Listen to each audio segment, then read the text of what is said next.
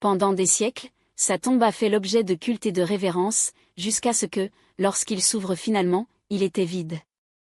Nicolas Flamel, un humble copiste parisien du XIVe siècle, est devenu la légende, l'homme qui aurait découvert la pierre philosophe et, avec elle, le secret pour transmuter non seulement les métaux mais l'essence même de la vie.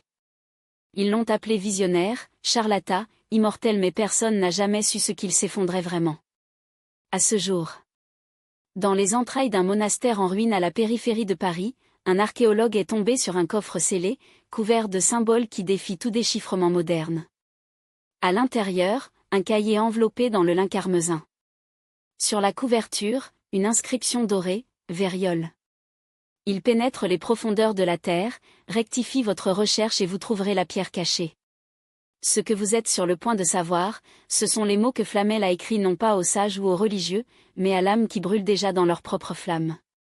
Ne vous attendez pas à ce que les formules s'enrichissent. Attendez-vous à des révélations pour vous réinventer.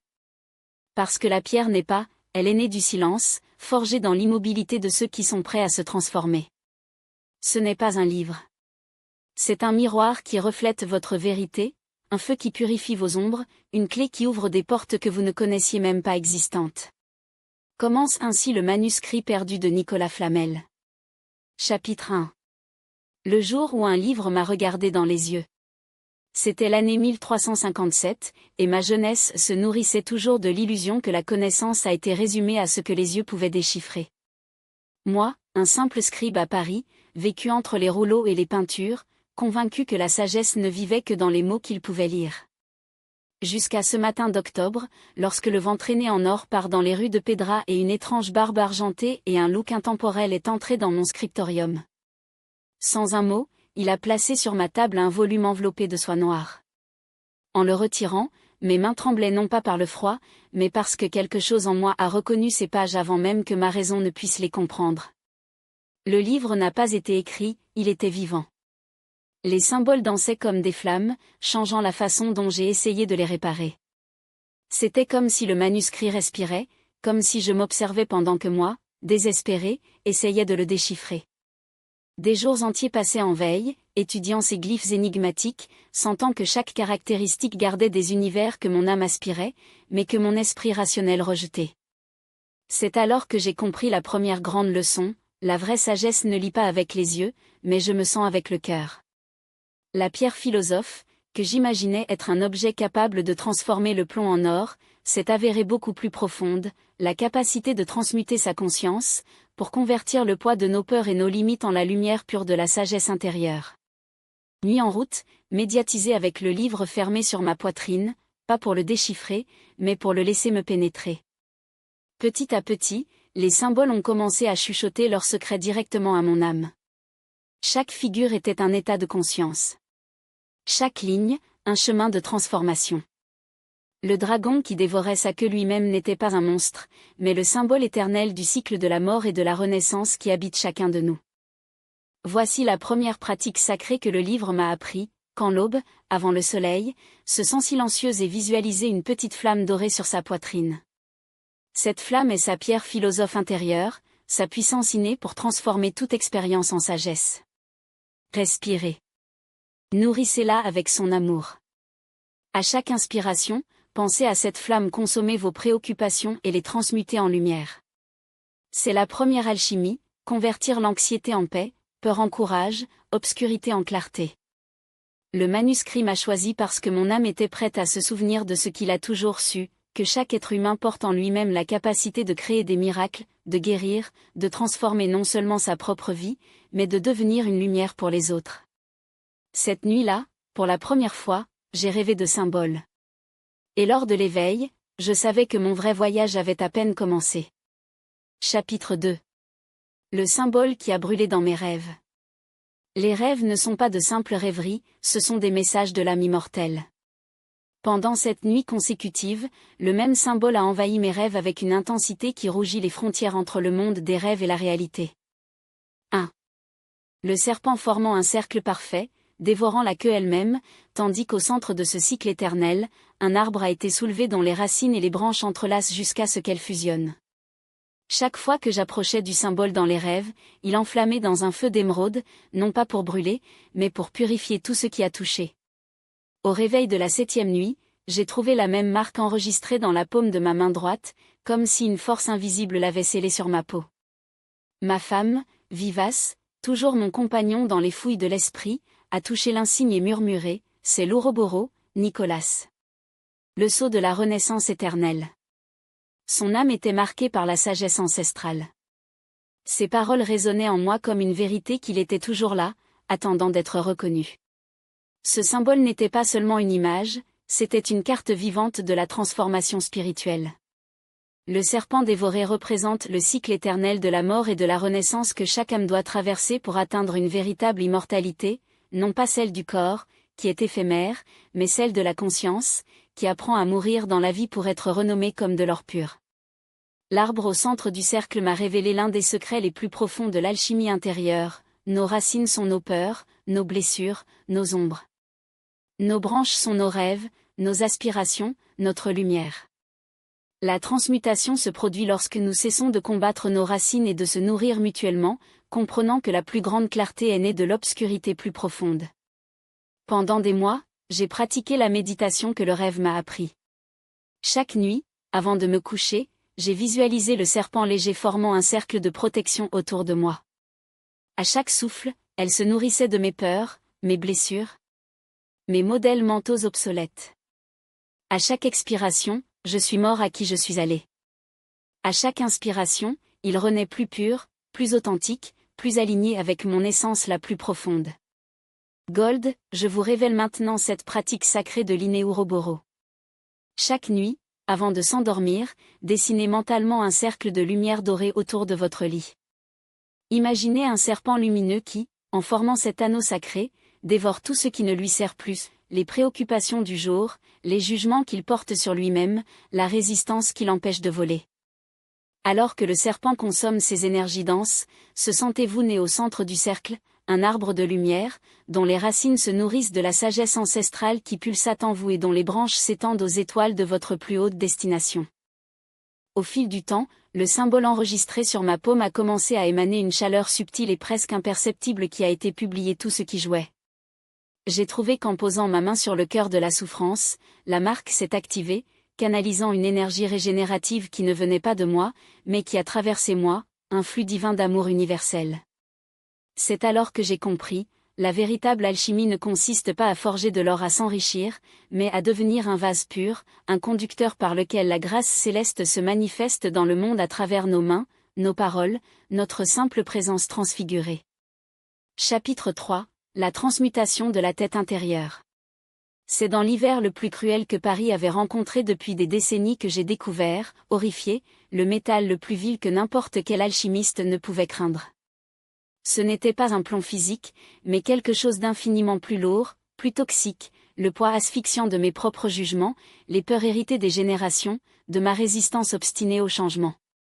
Chaque matin, je me suis réveillée avec le sentiment de porter des courants invisibles, des chaînes forgées pour 1000 ans de limitations qui n'ont jamais été miennes, mais qui m'ont toujours emprisonnée. Une nuit, alors qu'il regardait les flammes danser dans la cheminée, j'ai vu le visage de mon père reflété dans le feu, un homme qui a vécu toute sa vie enchaîné par la terreur de la pauvreté, le poids du jugement des autres, la conviction de sa propre insignifiance. À ce moment, une vérité douloureuse m'a traversé comme une lame, j'avais non seulement hérité de son sang, mais aussi de ses chaînes. C'était comme si, à l'intérieur de ma poitrine, il y avait une prison construite avec les peurs de mes ancêtres, un donjon qui m'a empêché de prendre son envol vers mon vrai destin. C'est alors que le manuscrit sacré m'a révélé un secret capable de révolutionner ma compréhension de l'alchimie, le fonctionnement intérieur et toutes ces croyances limitantes que nous acceptons avec les vérités absolues. Je ne suis pas assez intelligent. Je ne mérite pas l'amour. L'argent corrompt. Dieu punit ceux qui osent rêver grand. Ces phrases, répétées comme des mantras inconscientes au fil des ans, s'étaient cristallisées dans mon âme comme du heavy metal, bloquant l'accès à ma nature dorée d'origine. La vraie transmutation a commencé lorsque j'ai appris à attraper chaque avance de la tête comme elle s'est nue dans mon esprit. En tant qu'alchimiste vigilant, j'ai développé la capacité d'observer mes pensées sans fusionner. Chaque fois qu'une peur ou une limitation apparaissait, je l'ai visualisé comme un morceau de plomb gris flottant dans l'espace de ma conscience. Puis, avec une respiration consciente, il le plaça dans le feu doré de mon cœur et regarda, fasciné alors qu'il fondait, libérant son essence transformée en une vapeur lumineuse. Pendant des mois, j'ai pratiqué cette alchimie intérieure avec une discipline qui borde la dévotion sacrée. Chaque fois que je m'entendais de marmonner « je ne peux pas, c'est impossible, je ne suis pas digne », j'ai immédiatement déclenché le processus de transmutation, j'ai inspiré profondément, j'ai localisé la sensation physique que ces mots créaient dans mon corps et conduisaient à elle la flamme dorée de mon attention d'amour. Little à petit, le plomb émotionnel s'est dissous, laissant une légèreté inexplicable à sa place, une certitude de possibilités infinies, une reconnexion avec le pouvoir créatif qui m'a toujours habité. Maintenant, je partage avec vous la technique de tir transmutant, qui a changé ma vie lorsque le plomb intérieur semblait insupportable. Chaque fois que vous ressentez ce poids sur votre poitrine, ce désespoir ou cette limitation, mettez votre main sur votre cœur et respirez profondément, profondément. Visualisez une flamme dorée qui vous allume, en vous. À chaque respiration, cette flamme pousse, devient plus intense. Ensuite, prenez la pensée ou le sentiment de plomb et jetez-le consciemment sur ce feu sacré. Notez comment il se désintègre, devenant de la lumière pure qui se développe dans tout votre être. Répétez en silence. Ma vraie nature est de l'or pur. Tout le reste est l'illusion qui se dissout à la lumière de ma conscience. Le miracle s'est produit lorsque, après un an de pratique infatigable, je me suis réveillé un matin en se sentant complètement différent. C'était comme s'il avait échangé la peau la nuit. Le fardeau que j'ai porté pendant des décennies avait disparu. Au lieu de cela, une légèreté dorée, une confiance sereine, une certitude inébranlable que tout était possible. J'avais finalement transmuté l'exemple de mes limites d'or de mon être authentique. Ce jour-là, j'ai compris que la pierre philosophe n'était pas un objet à rechercher dans le monde extérieur, mais une capacité divine stupide en nous, en espérant simplement que nous allions éclairer la flamme de notre propre transformation. Chapitre 4 – La femme qui rêvait d'or. Le véritable amour est la seule alchimie capable de fusionner deux âmes séparées en une seule flamme éternelle. Et c'est comme ça qu'elle est arrivée à ma vie, quand elle s'y attendait le moins et en avait besoin. C'était une jeune veuve, âgée de 28 ans seulement, avec des yeux qui semblaient garder la sagesse des millénaires et un sourire capable de fondre au cœur le plus dur. Mais ce n'est pas sa beauté extérieure qui m'a captivée, mais quelque chose de beaucoup plus extraordinaire, sa capacité à rêver d'or liquide, une or qui coulait comme des rivières légères par des paysages célestes, décrit par elle avec une précision poétique qui m'a laissé à couper le souffle chaque matin quand je me disais ses visions nocturnes. La première fois qu'il a parlé de ses rêves d'or, je pensais que c'était une charmante coïncidence. Nous étions assis près de la cheminée dans mon scriptorium, partageant du pain et du vin après une longue journée de travail, quand elle a fermé les yeux et a commencé à décrire un monde où l'or n'était pas du métal mais de la lumière consciente, une substance de vie qui attirait tout ce qui jouait. Dans mes rêves, a-t-il dit d'une voix douce mais ferme, je vois des rivières d'or liquide qui jaillissent du cœur de la terre et grimpent vers les étoiles. Lorsque les gens se baignent dans ces eaux, leurs blessures se ferment, leurs peurs se dissolvent et que leurs âmes deviennent transparentes que le cristal pur. Pendant des semaines, j'ai remarqué fasciné tandis que leurs rêves ont gagné des contours de plus en plus clairs. Difficier, c'était son nom, a commencé à dessiner des cartes détaillées des lieux qu'il a visités dans ses visions, décrivant les temples de cristal où les maîtres ancestraux ont révélé les secrets de la transmutation de l'âme. Le plus surprenant était que beaucoup de symboles qu'elle a tracés ont coïncidé exactement avec ceux que je m'étais vus. Symboles identiques à ceux que j'avais déchiffrés dans le manuscrit sacré. Symboles que ses yeux physiques n'avaient jamais vus, mais que son âme reconnaissait avec une précision qui remet en question toute la logique terrestre. C'est alors que j'ai compris, elle n'apprendait pas ses mystères, elle se souvenait. La nuit de la pleine lune qui a suivi, tandis que Pérénal dormait profondément à mes côtés, un appel intérieur est devenu irrésistible. Avec une main tremblante de révérence, j'ai touché son front, élargissant ma conscience à travers des décennies de pratique alchimique, j'ai permis à mon esprit de fusionner la sienne. Ce que j'ai vécu cette nuit a transcendé toute connaissance que les plus anciens grimoires pourraient offrir. Nos âmes se sont rencontrées dans un temple d'or liquide, où nous avons participé à une cérémonie de transmutation qui a fait les rituels de simples ombres d'une plus grande vérité. Là, Pérenne m'a révélé le secret que les alchimistes n'ont jamais osé écrire, l'or n'est pas créé, se souvient. Chaque âme humaine est née comme de l'or pur, mais des expériences de vie couvrant cette essence avec des couches de plomb émotionnel jusqu'à ce que nous oublions notre nature divine. L'alchimie de l'amour, chuchotée entre nos mains entrelacées alors que nous rayonnons de la lumière dorée, ne consiste pas à transformer l'autre, mais à l'aider à se rappeler qui il a toujours été. À Awakening, la certitude m'a envahi comme une foudre. Perren n'était pas venu à ma vie par hasard. Nos âmes avaient un tissu, un pacte sacré avant de nous incarner, nous serions des miroirs dorés les uns aux autres, reflétant sans aucun doute notre divinité jusqu'à ce que nous puissions tous les deux maintenir cette vision sans aucun doute. Depuis lors, nous pratiquons quotidiennement ce que nous appelons la contemplation de l'or mutuel. Avant le lever du soleil, nous nous sommes sentis face à face, aux yeux et visualisé une rivière d'or liquide coulant entre nos coussonnes, dissolvant toute résistance que la vie avait déposée en nous. Aujourd'hui, je vous révèle cette pratique sacrée. Trouvez quelqu'un avec qui vous pouvez créer cette alchimie de reconnaissance, un partenaire, un ami de l'âme, ou même votre propre réflexion dans le miroir. Ils se sentent silencieux, respirant au même rythme. Imaginez un fil d'or reliant vos cœurs. À chaque inspiration, ce fil devient plus brillant, à chaque expiration, plus large, jusqu'à ce qu'elle devienne une lumière dorée qui les unit. Tout en gardant cette vision, ils se répètent en silence. Je reconnais l'or divin en toi. Je reconnais l'or divin en moi. Nous sommes un à la lumière éternelle de l'amour. Pernel est devenu non seulement ma femme, mais mon compagnon de laboratoire spirituel, mon co-créateur dans l'art sacré de la transmutation intérieure. Ensemble, nous constatons que lorsque deux âmes qui s'aiment pratiquent cette alchimie de reconnaissance, elles génèrent une énergie aussi puissante que ça n'a non seulement leurs propres blessures, mais tout autour d'eux. Notre maison est devenue un temple où les gens sont arrivés chargés de plomb émotionnel et sont partis par leur spirituel rayonnant, transfigurés par le simple fait de voir deux âmes qui s'étaient rappelées comment aimer de leur plus pure essence. Chapitre 5, le secret de la mort qui n'existe pas. La mort est la plus grande illusion que la peur ait déjà chuchotée à l'oreille de l'humanité. Seul ce qui n'a jamais été vraiment vivant meurt. Lorsque ma mère a expiré son dernier souffle dans mes bras, je croyais avoir été témoin de la fin d'une existence. Ses yeux se fermèrent, sa poitrine s'arrêta à bouger et son corps s'estompa, froide comme de la pierre. Pendant des heures, je suis restée à ses côtés, en pleurant la perte de la femme qui avait donné ma vie, tandis qu'un vide de sangle s'ouvrait dans ma poitrine comme une blessure qui ne guérirait jamais.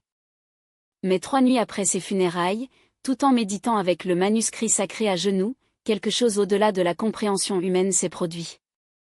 Dans le silence le plus profond, j'ai entendu la voix de ma mère appeler clairement mon nom. Ce n'était pas une hallucination née de la douleur, c'était une présence aussi réelle et tangible que si elle était assise à côté de moi. « Nicolas, mon fils », a-t-elle dit avec la même douceur qui m'avait secoué dans son enfance, ne crie pas pour ce qu'elle croit que j'ai perdu. Je ne suis pas mort. Je viens de laisser tomber une robe qui ne m'a plus servi. Mon essence, tout ce que je suis vraiment, reste avec vous. Toujours. Dans les semaines qui ont suivi, ma mère a continué. Pour me rendre visite dans des états de conscience élargis, révélant des vérités sur l'existence qu'aucun livre n'avait jamais osé s'effondrer. Elle m'a montré que ce que nous appelons la mort est, en fait, le plus parfait de l'alchimie. L'âme détache ses vêtements physiques, alors que le papillon émerge du cocon, gardant son essence intacte, mais gagnant infiniment une plus grande liberté et perspective. La mort physique, a-t-elle expliqué dans l'une de nos communions, c'est comme des vestiaires dans une maison infinie. Le corps n'est que la pièce où l'âme réside temporairement. Lorsque cette salle ne sert plus sa croissance, l'âme se déplace simplement vers un autre plus approprié. L'amour qui a cultivé, la conscience qui s'est développée, l'essence qu'il a développée, elle ne meurt jamais, car elle est faite de la même substance que l'or éternel que l'univers. Cette révélation m'a amené à vivre ce que je suis venu appeler la mort consciente dans la vie. Chaque nuit, avant de me coucher, j'ai pratiqué l'art de détacher volontairement de mon corps physique, maintenant la pleine conscience à mesure que mon âme augmentait et exploite des dimensions plus subtiles de l'existence. J'ai appris à mourir et à renaître avec lucidité, ressentant la continuité de mon dépassement des limites de la forme. Lors de ces voyages, j'ai constaté qu'il y a d'innombrables âmes qui ont terminé leur cycle terrestre, mais continuent d'évoluer, d'enseigner et de servir à partir de plans supérieurs. J'ai rencontré des maîtres anciens qui avaient traversé l'Égypte, en Inde, des terres dont les noms étaient perdus dans le temps, et consacrez maintenant leur existence désincarnée pour guider ceux qui habitent encore les corps physiques. Maintenant, je partage avec vous la pratique de voyager vers le royaume éternel, qui a révolutionné ma compréhension de la vie et de la mort. Chaque nuit, allongez-vous confortablement et respirez profondément jusqu'à ce qu'il atteigne un état de relaxation absolue. Visualisez un cordon doré reliant votre cœur aux étoiles. Imaginez que votre conscience, comme une sphère de lumière pure, commence à monter à travers ce cordon, laissant derrière lui le corps qui repose sur le lit. Tout en montant, répétez. Je suis plus que ce corps. Je suis plus que ces pensées. Je suis une pure conscience éternelle, explorant l'infini de l'être. Permettez-vous de vivre la liberté d'exister au-delà des limites de la chair, sachant que votre esprit peut retourner dans le corps quand vous le souhaitez. Ces nuits nocturnes conscientes m'ont révélé une vérité brillante. Ce que nous appelons la peur de la mort est, en fait, la terreur de vivre avec toute l'intensité que notre essence exige. Quand j'ai réalisé que ma conscience est indestructible, que mon amour transcende n'importe quelle forme, que ma lumière ne s'éteint pas avec le dernier soupir, je n'ai pas réussi à me traîner dans la vie en tant que condamné à la finitude. J'ai commencé à habiter ce plan non pas en tant que prisonnier de la matière, mais comme un rayon d'éternité qu'il a choisi pour un bref instant d'anse sur terre. Cette certitude ne méprisait pas l'existence physique, au contraire, il a transformé chaque geste en un rituel sacré. Maintenant, chaque souffle est un cadeau divin, chaque rencontre une communion d'âmes immortelles qui se reconnaissent au-delà des masques. Lorsque vous savez que c'est éternel, même le petit déjeuner devient un sacrement, et chaque mot donné, une graine plantée dans le jardin infini du temps. Chapitre 6. Le creuset silencieux de l'âme. J'ai passé des décennies à voyager en Europe à la recherche du four parfait pour mon alchimie. J'ai visité les forces les plus éloignées, où l'air sentait le métal chaud et les vieux secrets. J'ai consulté des maîtres dont les mains, appelant en feu, semblaient garder la mémoire de tous les métaux déjà lancés. J'ai étudié des manuscrits si vieux qu'ils se sont désintégrés au toucher, leurs diagrammes décrits par des alchimistes dont les os sont de la poussière depuis des siècles. J'ai construit des fours en argile sacrée, de la pierre volcanique, des alliages métalliques provenant d'un étranger promettant d'être le conteneur du grand travail, la clé pour transmuter le plomb grossier en or pur. Mais après d'innombrables défauts, quand ma fortune a disparu comme de la fumée et que ma patience a réduit en cendres, une vérité m'a parvenue comme une foudre, j'avais cherché au mauvais endroit depuis le début. La révélation est venue par une nuit orageuse, lorsque la foudre a déchiré le ciel et illuminé mon laboratoire, projetant des ombres qui dansaient comme des démons riant de mon entêtement. Assis entre mes fours froids et mes instruments inutiles, j'ai fermé les yeux dans un mélange de désespoir et de reddition. C'était alors que, pour le premier VE.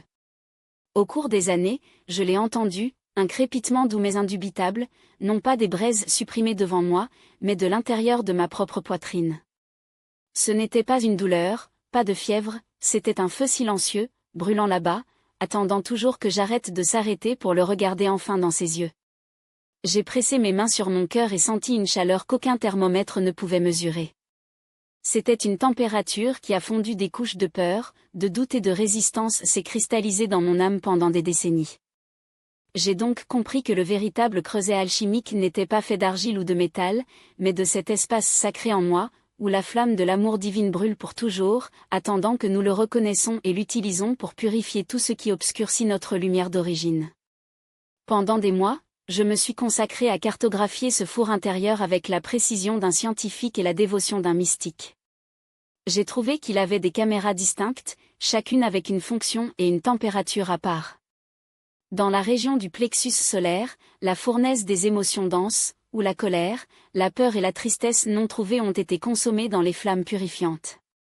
Au centre de la poitrine, la caméra de la transmutation mentale, où l'imitant les pensées se dissolvaient et renaissaient comme une sagesse liquide. Dans la gorge, le creuset des paroles du pouvoir, où les décrets et les déclarations ont été forgés avec la force des épées enflammées, capables de couper les vieilles réalités et de tisser de nouvelles. Pernel est devenu mon compagnon dans cette alchimie intime. Ensemble, nous développons des techniques pour éclairer consciemment ce feu intérieur et maîtriser son intensité. Nous avons appris que certains rythmes de la respiration ont ravivé les flammes, cette visualisation spécifique a poussé la chaleur aux zones qui nécessitaient le plus de purification, quels mantras ancestraux ont agi comme des combustibles invisibles, intensifiant la combustion spirituelle jusqu'à ce que tout le corps devienne un Brésilien sacré. La pratique la plus puissante que nous avons découverte était la respiration du feu d'or. Assis avec le dos, créant un circuit à énergie fermée, nous avons synchronisé nos inspirations et nos expirations tandis qu'une flamme dorée a été simultanément éclairée dans nos cœurs. À chaque inspiration, le feu a grandi, à chaque expiration, il s'est étendu par le corps, brûlant des impuretés comme un feu divin. Après 1 heure de cette pratique, notre corps rayonnait d'une chaleur si intense que ceux qui se sont approchés ressentaient des vagues de guérison et de paix profonde, comme si, par simple proximité, leurs propres flammes internes étaient relancées. Maintenant, je vous révèle les secrets de ce creuset de l'âme, qui transformera votre existence de l'intérieur. Asseyez-vous en silence et appuyez sur vos mains sur votre cœur. Respirez profondément jusqu'à ce que vous ressentiez le rythme constant de la vie sous vos paumes. Visualisez maintenant une petite flamme dorée vous éclairant en plein centre de la poitrine. À chaque respiration, il pousse, devient plus lumineux. Imaginez qu'il peut contrôler son intensité en tant que thermostat d'un four sacré.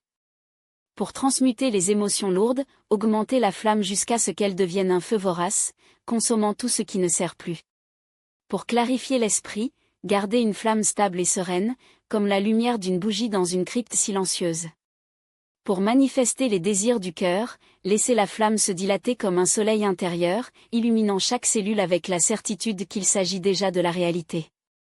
Alors que je dominais cet art, les miracles ont commencé à s'épanouir autour de moi, contestant les lois de la matière comme s'ils n'étaient que des suggestions.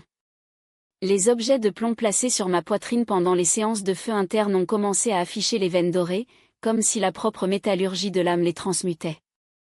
Des plantes flétries que j'ai jouées après 1 heure de combustion spirituelle se réduisent instantanément, leurs feuilles levant comme les mains dans la prière. Les malades qui m'approchaient alors que le creuset brûlait à sa puissance maximale a connu des guérisons inexplicables, les médecins ont balancé la tête, mais leur corps, libre de souffrance, a raconté une autre histoire. J'ai donc compris que le creuset silencieux de l'âme est le seul laboratoire où la grande œuvre se produit vraiment, le lieu où la conscience humaine commune se transmute en critique. Chaque être humain est né avec ce four intérieur déjà éclairé et parfaitement équipé, mais la plupart vivent et meurent sans jamais soupçonner qu'il emporte avec lui l'instrument de transmutation le plus puissant de l'univers. Lorsque vous apprenez à raviver cette flamme sacrée et à le garder brûlant avec la constance, devient un alchimiste vivant capable non seulement de transmuter sa propre réalité, mais aussi de rayonner une chaleur spirituelle si intense que tout ce qui autour de lui monte, comme le fer attiré par l'aimant d'une vibration plus élevée. Chapitre 7. La pierre n'est pas la pierre.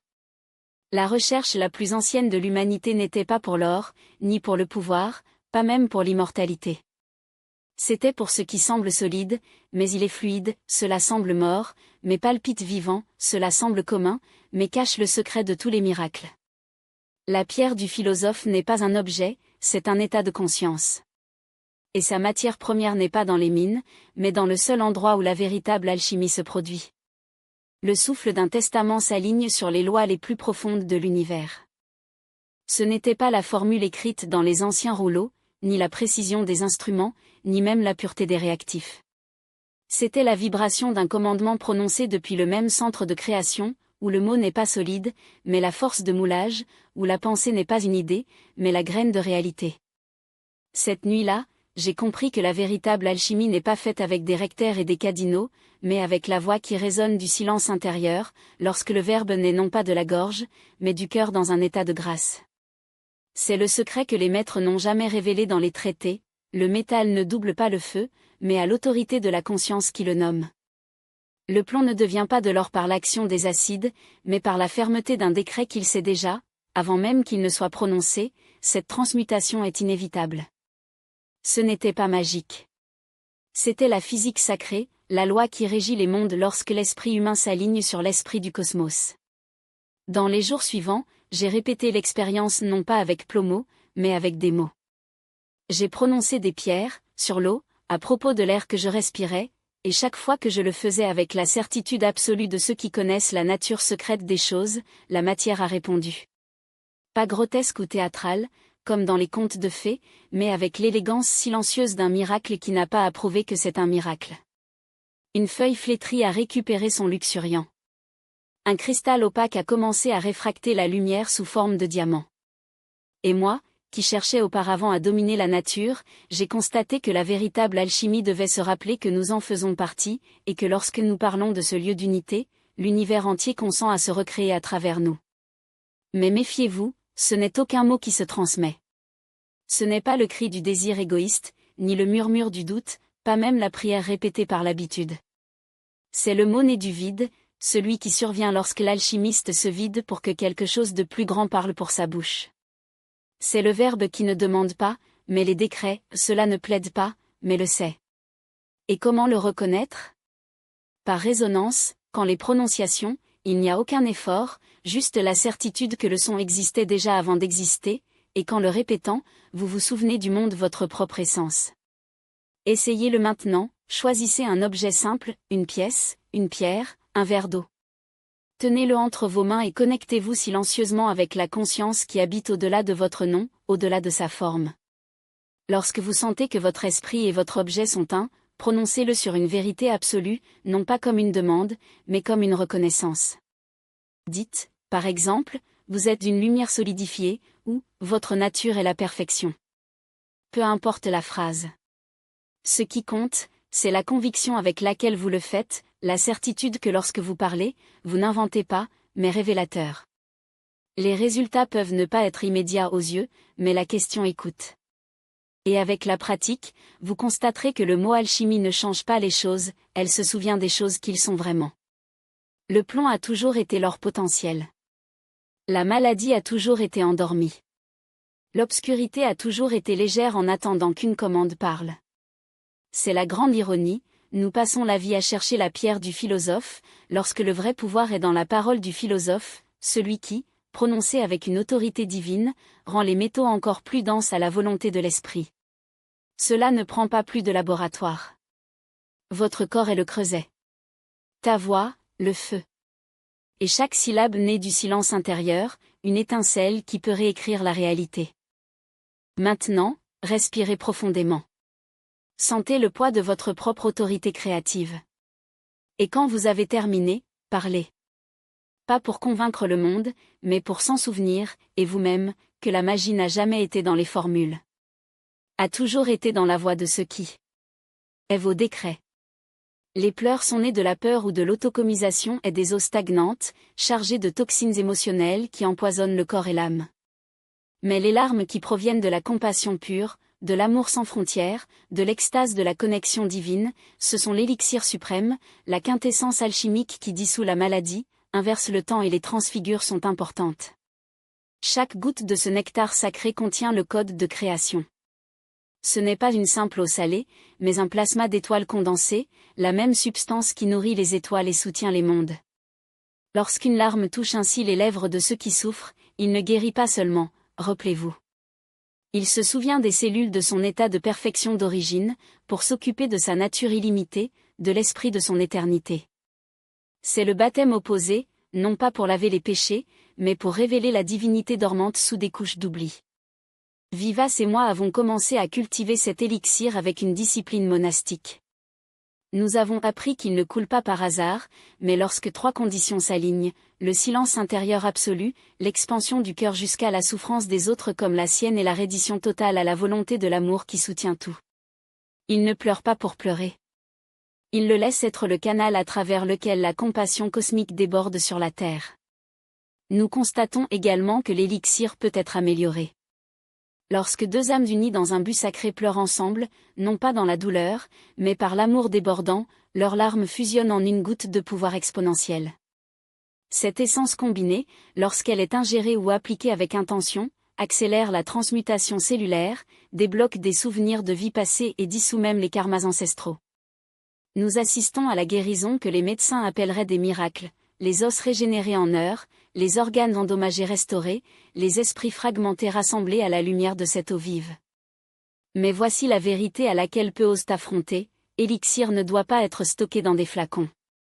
Il ne survit pas à l'extraction, à la possession, au désir de le contrôler. Votre magie n'existe que dans l'acte de don. Lorsque vous essayez de le stocker, il s'évapore.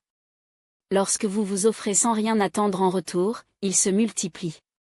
Le véritable alchimiste n'est pas celui qui accumule de l'or ou étend sa vie au détriment des autres, mais celui qui devient un puits de compassion profondément en forme, dont l'élixir jaillit spontanément pour satisfaire la soif du monde. C'est le paradoxe final, l'immortalité que nous avons recherchée n'était pas de surmonter la mort, mais de la transcender. Pas à travers une potion, mais par la capacité d'aimer si profondément que chaque déchirure devient un portail pour l'éternel. Le corps vieillit, oui. La peau est marquée, les os pèsent. Mais celui qui boit cet élixir, non pas avec sa bouche, mais avec son cœur, découvre que la vraie jeunesse n'est pas l'absence de rides, mais l'incapacité de vieillir dans l'esprit. Maintenant, fermez les yeux. N'oubliez pas une époque où votre cœur n'est pas parti pour vous-même, mais dans le monde. Sentez-vous à nouveau cette douleur affaissée, cet amour qui blessait parce qu'il était plus grand que vous. Laissez une larme, juste une, s'écouler par votre visage. Ne le séchez pas, laissez-la tomber entre ses mains, comme la première rosée de la matinée. Ceci est la pierre philosophe liquide. Et elle a toujours été à l'intérieur de vous. Ce ne sont pas les larmes de souffrance personnelle qui maintiennent le pouvoir de la transformation. Les larmes de l'auto-épité, elles peuvent empoisonner l'âme. Mais les larmes nées d'amour sans frontières, la compassion qui embrasse l'univers, si profonde de gratitude qui embrasse la terre pour existant, ils contiennent littéralement l'élixir de l'immortalité. J'ai appelé cette pratique de distillation du cœur ouvert. Un rituel sacré où il cultive, avec une délibération presque alchimique, des états d'amour si purs que tout mon être devient une chute de distillation et de distillation à l'éternité nectar. Ce n'est pas magique, c'est la science de l'esprit. Nécessite une préparation méticuleuse. Premièrement, une heure de méditation dans un silence absolu, vidant le cœur de tout reste de rancune, de peur ou de désir mesquin. Ensuite, la contemplation systématique de tout ce qui fait que ma poitrine brûle avec gratitude, le miracle de respirer, le soupir de la brise sur les feuilles, le privilège d'aimer et d'être aimé, la promesse infinie que chaque jour est une initiation. Maintenant, permettez-moi de vous révéler le secret de la distillation intérieure. Asseyez-vous. Fermez les yeux. Apportez vos mains au centre de la poitrine, comme si vous teniez une tasse invisible. Respirez profondément, et à chaque inspiration, sentiez votre cœur gonfler au-delà des limites de viande. Maintenant, évoquez quelqu'un que vous aimez avec une intensité qui brûle, mais ne vous arrêtez pas là. Que cet amour déborde, dissolve les frontières des moi et vous jusqu'à ce qu'il devienne une rivière gold, un océan sans rive. Sentez-le remplir chaque fibre de votre être, liquide et lumineux, comme du miel fondu sous le soleil. Si les larmes viennent, laissez-les tomber. Pas comme une défaite, mais comme une offre. Sachez que chaque goutte est une pure ambrosie, chargée du code de vie qui ne vieillit pas. Visualisez cette rosée sacrée pénétrant votre peau, baignant chaque cellule, réécrivant sa mémoire la plus intime. Voir les rides si elles se ramollissent non pas par l'appareil, mais par rappel, la mémoire que votre corps, en substance, est fait de la même lumière que les étoiles. L'effet le plus surprenant n'a pas seulement été le jeûne qui a encore prospéré sur mon visage, les cheveux récupérant la luminosité des autres fois, les yeux qui gagnent des étrangers s'arrêter dans la rue, comme s'ils reconnaissaient quelque chose de familier en moi. C'était une vitalité indomptable, une résistance aux maladies qui ont contesté toute la logique médicale. Pernelle et moi avons constaté que lorsque nous pratiquons la distillation à l'unisson, notre amour conjugué a créé un champ d'énergie si puissant que ceux qui sont entrés dans notre maison sont sortis transformés. Les vieilles blessures se sont fermées seules. La douleur chronique s'est dissipée comme une brume au lever du soleil. Le vrai élixir, après tout, n'est pas quelque chose que vous buvez. C'est un état qui rayonne. Une fréquence d'amour si pure qu'elle rajeunit tout ce qui joue, car il reconnecte chaque atome à sa signature divine originale, cette perfection qui existait avant le premier soupir, avant la première cicatrice. Chapitre 10, la porte du temple qui n'a jamais été verrouillée. L'entrée du sanctuaire le plus sacré de l'univers n'a pas de verrouillage. Jamais eu. Nous sommes, avec nos yeux flous par l'illusion de la séparation, que nous insiste pour ne pas voir, nous sommes déjà à l'intérieur. Pendant des décennies, il a poursuivi le temple secret alors qu'un fou poursuit des mirages. Les textes anciens parlaient d'un endroit où les mystères suprêmes de l'alchimie spirituelle étaient conservés, et je naïve, je croyais que c'était une adresse sur la carte. Je me suis promené dans l'Europe après des côtés sur des parchemins jaunâtres. Je suis descendu dans les catacombes de Rome, où l'air sentait la terre humide et les secrets pourris. J'ai exploité des monastères abandonnés dans les Alpes, où les vitraux brisés ont toujours murmuré des prières oubliées. J'ai rampé à travers les cryptes des Templiers recouverts de mousse, déchiffrant des symboles enregistrés sur des pierres qui saignaient l'histoire. Dans chaque endroit, il a trouvé des fragments tentants, un symbole ici, un rituel incomplet là-bas, des rapports de maîtres qui avaient transcendé la mort avec des pratiques chuchotées dans des langues mortes. Mais il y avait toujours une porte. Une dernière porte, fermée. Un ombral qui se retirait comme la ligne de l'horizon, peu importe le nombre de clés que j'ai forgées avec ma sueur et mon obsession. La frustration m'a emmené au bord de la folie.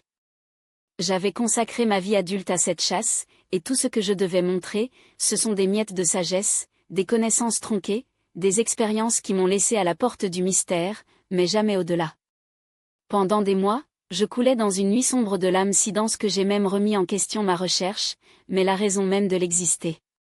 C'est Pernelle qui a tendu ma main avec une question aussi simple qui sonnait d'abord comme un blasphème. « Nicolas, et si le temple que vous recherchez n'est nulle part, pourquoi avez-vous toujours été en vous ?» Ces mots m'ont énervé. Des décennies d'efforts, des nuits claires déchiffrant les codes, des genoux râpés dans des pierres froides, et a-t-elle tout réduit à un cliché spirituel ? Mais il y avait quelque chose dans son ton, une certitude silencieuse qui ne demandait pas la permission d'être vraie, qui a planté une graine en moi. Pendant des semaines, j'ai résisté. Après tout, l'acceptation de cela signifiait admettre que ma recherche extérieure était, en substance, une évasion de la vérité la plus évidente. Jusqu'à ce que, épuisé de me battre, je me rendais. C'était une nuit d'insomnie, lorsque le corps n'avait plus la force de mentir, que tout a changé. Assis devant la cheminée, regardant les braises mourir dans des silences rouges, sentis soudain l'espace autour de moi se dissoudre. Les murs de la pièce sont devenus transparents, le plafond est tombé dans la brume et je me suis vu au centre d'une pierre de cathédrale légère, mais de conscience pure, infinie dans toutes les directions. Les colonnes de cristal liquide ont soutenu un dôme où toutes les étoiles du cosmos ont dansé en spirale. Le sol pulsait en or vivant, car il respire. SSE. Et sur l'autel, il n'y avait aucun objet du tout. Il y avait une présence. Une telle intelligence que, à l'approche, mon « je » est tombé sous forme de sucre dans l'eau, retournant dans l'unité à partir de laquelle il n'aurait jamais dû se séparer. À ce moment, j'ai reçu, sans voix, sans symbole, tout ce qui avait cherché pendant des décennies. Pas comme des informations, mais comme engagement sacré à honorer la plénitude de l'appel que mon âme a choisi de s'incarner. Ce n'est pas une supplication, mais une alliance cosmique, une alliance scellée sur l'autel du temple intérieur, où le temps se plie à la volonté d'éveiller la conscience. Ce que j'ai découvert, à travers cette pratique, c'est que le corps n'est pas une prison condamnée à la décomposition, mais un instrument malléable, un véhicule de lumière qui répond à la fréquence vibratoire de l'intention de l'âme. Lorsque la conscience s'aligne sur l'éternité, les cellules obéissent. Non pas par la magie, mais par la loi, la même loi qui fait qu'une graine devient un arbre, ce qui fait se lever le soleil chaque matin sans jamais s'écouler. L'immortalité n'est pas le déni du décès, mais la transcendance de son illusion d'inévitabilité. J'ai commencé à appliquer ce principe par un rituel quotidien qui appelle la justice du temps. À l'aube, avant que le monde ne se réveille à ses urgences, je m'assois en silence et invoque la présence de mon essence éternelle. Avec mes mains sur mon cœur, je déclare à haute voix. Je reconnais que mon âme est avant le temps et après lui. Aujourd'hui, je choisis de renouveler mon contrat avec la vie non pas par peur de la mort, mais pour le bien de la mission qui brûle encore en moi. Que chaque cellule de mon corps s'aligne sur cette vérité. Que chaque battement de mon cœur soit un oui à l'expansion de mon service. Je ne demande pas plus de sens. Et là où il y a un sens, des débits de vie sans limite. Les résultats ont commencé à se manifester d'une manière qui remet en question toute la logique conventionnelle. Mes rides, au lieu de s'approfondir, se sont ramollies comme si le temps revenait à la révérence.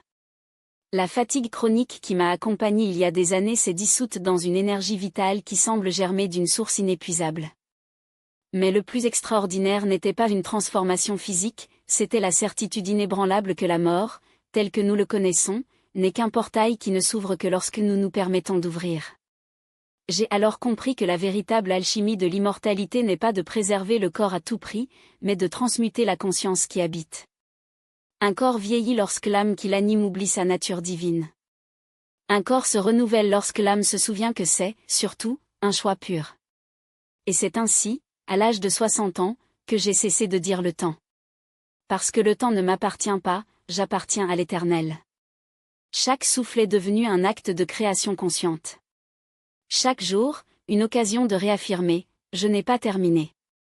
Il y a encore l'amour, la vérité à révéler, la beauté à manifester. Et l'univers, dans sa sagesse infinie, répond non pas avec plus d'années, mais vivant en abondance, une vie qui n'est pas mesurée depuis des décennies, mais en intensité de présence. Si vous voulez essayer cette vérité par vous-même, commencez aujourd'hui. N'attendez pas que les signes de vieillissement remettent en question votre mortalité. L'immortalité n'est pas un prix à la fin d'un voyage, mais une décision qui est prise à chaque instant. Fermez les yeux maintenant. Sentez le troc de votre cœur. Demandez à votre âme, que reste à vivre à travers moi? Et puis, avec le courage de qui sait que l'éternité n'est pas une destination, mais un état d'être, déclarez. Je choisis de rester. Je choisis de développer. Je choisis de vivre au-delà de toutes les limites que j'ai acceptées comme vérité. Le temple intérieur attend. Et à l'intérieur, la clé que vous avez toujours eue, mais vous avez oublié que vous pouviez l'utiliser. L'engagement sacré à être un vase, non pas à contenir, mais à déborder. Il ne s'agit pas de rester par permanence, mais de servir aussi longtemps que la divinité danse encore à travers cette forme humaine. Chaque année qui se déroule n'est pas un privilège de temps, mais un renouvellement conscient de l'alliance que nous avons signée avec l'éternité, me voici. Je suis en m'utilisant. Pendant que ma présence augmente, tandis que mon amour guérisse, tandis que ma voix éveillée, je choisis de rester. Et c'est le secret que je vous donne maintenant, non pas comme une doctrine, mais comme un appel vivant, le rituel du renouveau éternel, à célébrer chaque année le jour où l'univers a soufflé le souffle dans vos poumons. Ce n'est pas une demande. C'est un décret. Réserve une journée complète, non pas pour célébrer les années, mais pour consacrer CIC. L'os. Dans un profond silence, immerge la voix de l'ego à l'endroit où l'ego n'atteint pas et demande votre essence. Quelle est la mission élargie que mon prochain cycle devrait incarner? Quels cadeaux uniques, encore dormants, justifient ma permanence dans ce plan? Attendez. Pas anxieux, mais avec la certitude de qui sait que l'univers a répondu avant même que la question ne soit formulée. Et lorsque la réponse émerge, non pas comme des mots, mais comme une connaissance qui vibre dans chaque cellule, déclarée avec une autorité divine. Je renouvelle mon contrat d'incarnation pour le temps le plus sacré pour mon évolution et pour le service à la conscience collective. Je commande que chaque voix de mon être se régénère à la fréquence de la santé parfaite, de la vitalité non qualifiée et de la lumière qui ne sort pas. Pas par peur de la mort, mais pour la vie, dans sa forme pure, plus puissante, éternelle. Ce qui se passe alors n'est pas un miracle. C'est la loi. Les rides se ramollissent non pas par les crèmes, mais parce que la peau se souvient de son origine stellaire. Les os ne sont pas renforcés par le calcium, mais parce que la structure physique s'aligne sur l'architecture de l'esprit. L'esprit devient un cristal, non pas pour l'exercice, mais parce que la brume de l'urgence mortelle se dissipe, révélant le temps vrai, celui qui ne court pas mais respire. Et voici la révélation que peu ose vivre, l'immortalité ne vit pas éternellement. Il vit sans crainte que le temps se termine.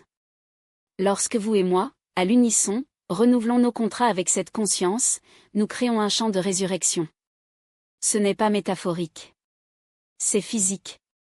Ceux qui entrent dans ce domaine ressentent le corps léger, l'esprit clair, le cœur palpitant avec la mémoire que la jeunesse n'est pas un âge, mais un état d'âme qui refuse d'oublier sa nature.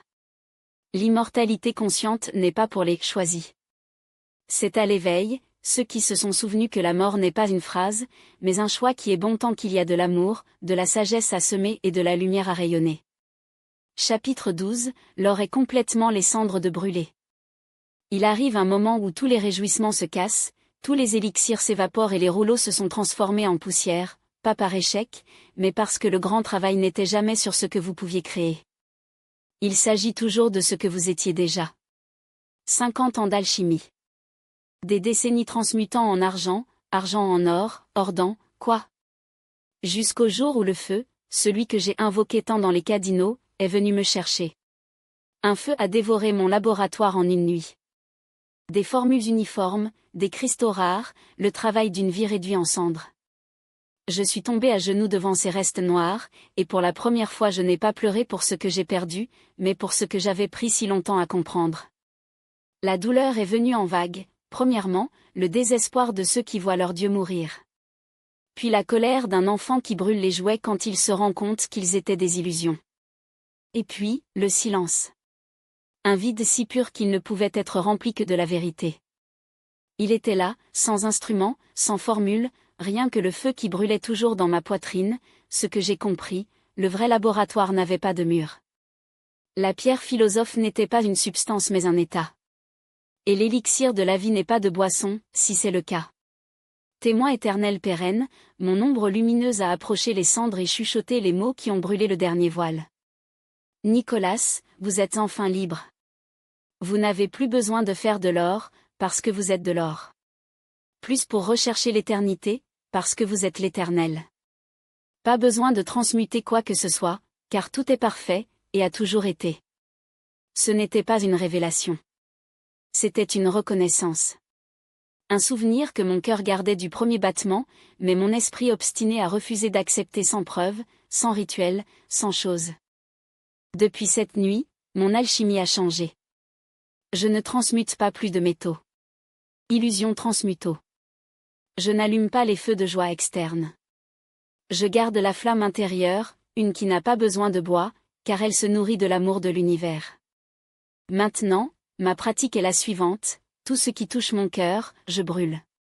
Chaque peur, chaque doute, chaque ombre, je joue dans les flammes sacrées et je note que la lumière se transforme en lumière. Quand quelqu'un me parle avec haine, il ne fait pas réviser, j'offre sa colère au feu, et cela revient comme de la compassion. Lorsque la limitation murmure, les flammes aux flammes, et elle renaît comme une possibilité infinie. Et c'est le dernier secret que je vous donne, la technique de l'or éternel. Lors du réveil, avant que le monde ne vole votre attention, allume la flamme dorée dans votre poitrine. Non. C'est une visualisation. C'est un acte de mémoire. Pendant la journée, vous ne laissez rien, pas de douleur, pas de déception, pas de peur, une évasion indemne de votre feu intérieur. La nuit, avant de se coucher, merci la flamme d'avoir tout transmuté en or. Parce qu'à la fin, mon ami, vous ne cherchez pas la pierre philosophe. Vous êtes la pierre. Et le seul incendie qui compte est celui qui vous brûle déjà, en attendant, que vous arrêtez de regarder et commencez à briller. Toutes vos expériences, les cicatrices, la gloire, les silences et les cris ne sont pas une matière première à affiner, mais l'or déjà forgé par la main invisible de l'univers lui-même. Des décennies pour pratiquer cette alchimie du feu perpétuel ne m'ont pas révélé une vérité, mais la vérité, je ne suis pas un être humain à la recherche du divin, mais le divin qui, pour un moment éternel, a choisi de danser à travers cette forme humaine. L'or n'est pas ce que je produis, c'est ce que je suis. L'immortalité n'est pas une réalisation, c'est la reconnaissance. La pierre philosophe n'est pas trouvée, rappelez-vous, parce qu'il était toujours là, pulsant sous la peau, en espérant que vous cessez la recherche pour enfin se souvenir. En fermant ce manuscrit, mon dernier héritage pour ceux qui poursuivent encore le grand travail, je laisse ces mots comme des torches allumées dans l'obscurité de ceux qui recherchent ce qui existe à l'intérieur. Ah, il cesse de creuser des puits dans le désert lorsque l'océan coule déjà dans vos veines. Cesse de sculpter les statues de Dieu lorsque vous êtes votre propre sculpture vivante. L'illusion la plus cruelle n'est pas de croire que vous êtes imparfait, mais oubliez que la perfection n'a jamais été une destination, mais le point de départ. Le dernier secret de l'alchimie n'est pas une formule, c'est un miroir. Vous êtes l'or qui a oublié de briller. La pratique n'est pas de devenir de l'or, mais de brûler sans relâche tout ce qui n'est pas de l'or, jusqu'à ce que la lumière nue de votre essence soit, brûlant dans le creuset sacré d'un cœur qui se souvient finalement. Que ce feu qui consomme ma poitrine se réveille le Brésilien endormi dans le vôtre. Et cela ensemble, les flammes solitaires du même soleil sans fin, mettons le monde non pas avec des doctrines, mais avec l'or vivant de notre présence éveillée. M.